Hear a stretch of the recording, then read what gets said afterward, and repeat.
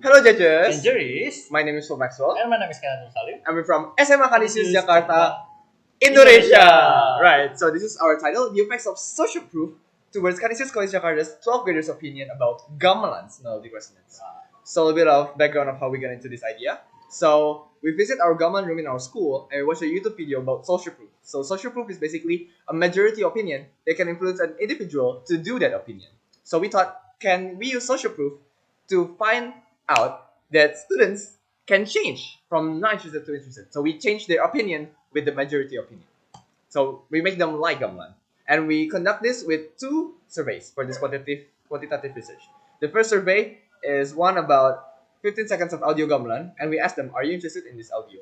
And then after 4 to 7 days, we conduct the second survey with the same audio, with the same question, but stating the social proof this time. The majority of your classmates like this audio. Do you like it as well?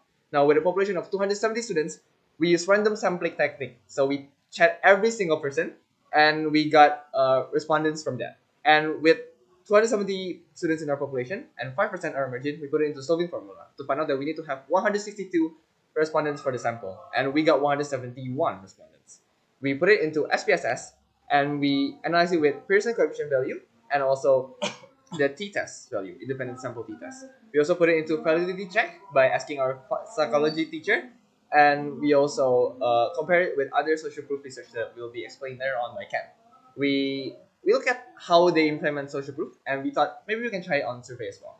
And we also do a little bit of reliability check by doing it in kolintang, another traditional instrument, and we found out that it has the same kind of result. Right. So how's the result for this guy? Right, from the first survey, we got 71.3% of our peers showed their interest into listening to more Gamelan audios. And that number increased to 73.1%. The number seems pretty small, right? But let's dive deeper after this. And we're going to check the correlation between social proof and students' opinion. We can see in the correlation table, especially at the Pearson correlation part, we get the value of 0.02. The majority of two variables that are correlated have a Pearson coefficient value of 0.4. So unfortunately, we get very small value. But we also need to check the seek to tell part, which is the significance of the correlation, and we got the result of below 0.001. So this is very significant, right?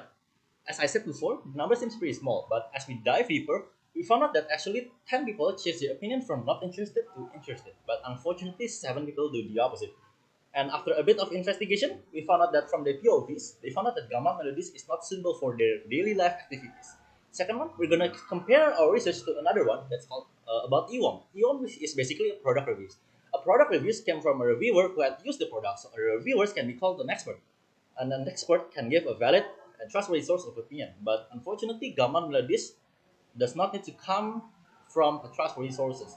The third one is we're gonna about research about using social proof in text compliance, and for them the results turned out to be really great. And then this confused us.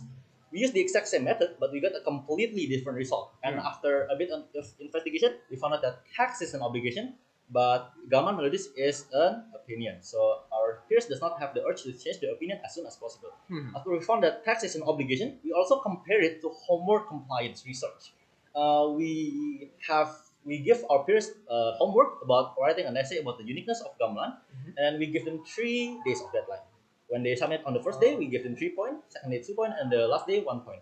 And then we put the data in SPSS, and then we use the t-test independence test. And after we put it, we get the value of 0.2. And then with the degrees of freedom of 59, we need to have a minimum p-value of 1.7. So unfortunately, this have a very small value. Right. Okay. Based on the data, we can conclude that this issue can be resolved, but not perfectly. Social proof does not significantly influence the student's opinion. Right, Max, so what's the future prospect? Right, so the future prospect from this research is that knowing that there's a high interest in Gamelan in our school, we can organize a Gamelan extracurricular that's actually being held right now. And also, we can produce Gamelan melodies that are suitable to listen while studying and exercising. So we can keep this culture going. And also, we can use social proof in the right conditions and from valid sources, especially like from valid sources and trustworthy people, and maybe put on urge on that and everything. And here are our references. And yeah, that's all. Thank you Thank for the you. judges, and we are really looking forward to hear your feedbacks.